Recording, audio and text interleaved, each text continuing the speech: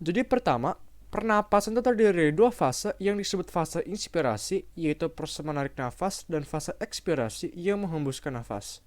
Kedua fase pernapasan ini terhubung dengan kontraksi otot di sekitar rongga dada yang akan membuat volume rongga dada membesar.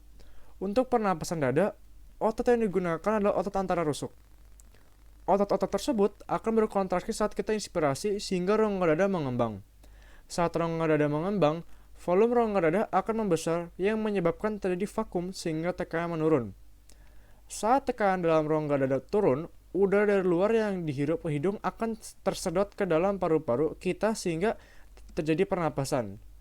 Lalu saat ekspirasi, otot antara rusuk akan relaksasi kembali sehingga rongga dada mengempis dan mengembalikan volume rongga dada ke posisi semula. Setelah itu, tekanan dalam rongga dada akan kembali ke tekanan yang sama dengan tekanan udara ruangan. Jadi pertama, pernapasan itu terdiri.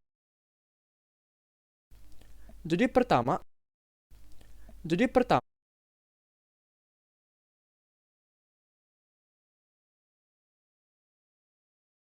bila kita melihat contoh pernapasan dada dalam bentuk GIF di atas, kita melihat bahwa otot diafragma sendiri tidak kontraksi ke bawah sama sekali. Lebih tepatnya, dia itu terdorong oleh paru-paru yang membesar. Dan terlihat juga, satu-satunya hal yang itu bergerak sendirinya, itu adalah rusuknya atau otot rusuknya itu yang mengembang. Sehingga paru-paru membesar dan diafragma terdorong. Bila kita melihat contoh pernapasan, bila kita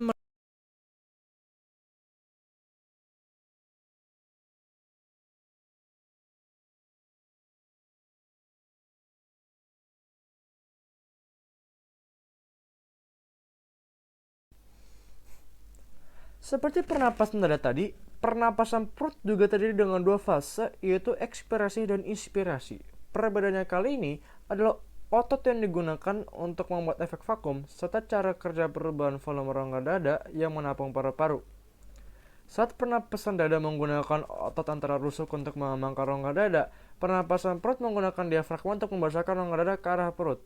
Itu juga kenapa terlihat perut kita mengembang saat melakukan pernapasan perut. Saat kita inspirasi, diafragma kita berkontraksi atau mendatar sehingga rongga dada membesar ke arah rongga perut membuat perut mengembang.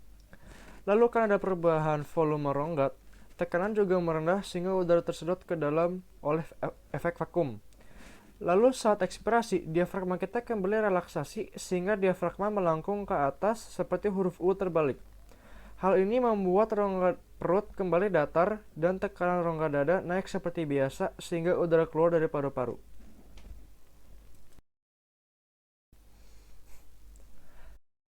Seperti pernapasan dada tadi, pernapasan perut seperti pernapasan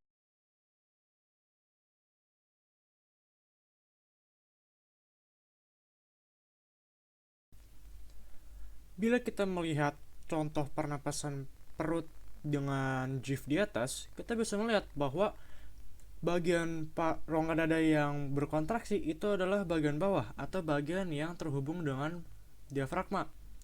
Jadi terlihat jelas bahwa di pernapasan perut, otot yang berkontraksi itulah otot diafragma, bukan otot rusuk.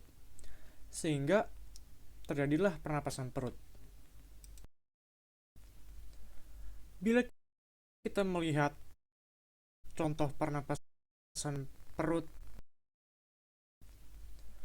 bila kita melihat